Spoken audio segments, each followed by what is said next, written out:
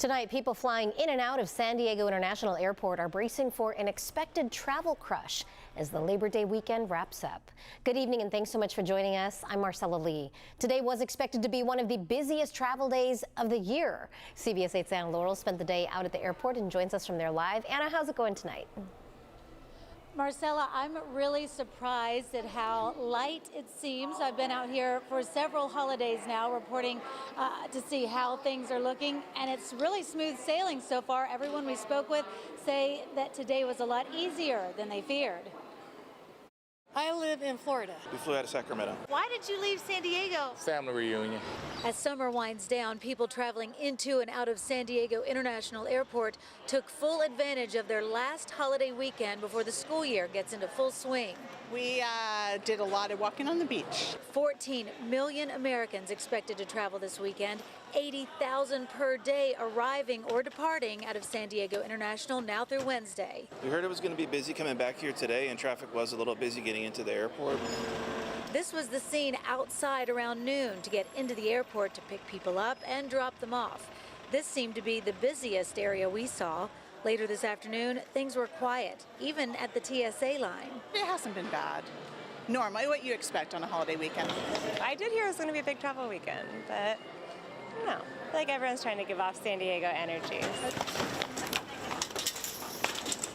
Today, predicted to be the busiest return day for holiday travelers as this travel season breaks records, the busiest since the pandemic.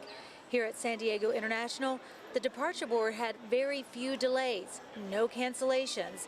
The arrival board showed some delays, also no cancellations. Were the lines to check in this morning out of your airport, were they long? No, actually, it was really smooth. Josh and Michelle are just coming home to San Diego from a family reunion. They say a minor delay in Texas was their only hiccup.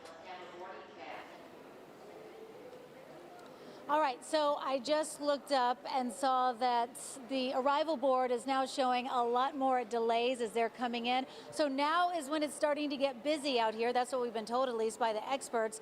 For people driving, they were told to try to leave after 6 p.m. tonight because up until 6 p.m. was going to be the busy. But look here behind me. I mean, look at this terminal, Southwest, the busy terminal, not that busy. And Marcella Lee, you and I met out here on the day after Christmas. We sure did. Early in the morning, and it looked a lot different in here. Do you guys remember that's when Southwest Airlines really imploded?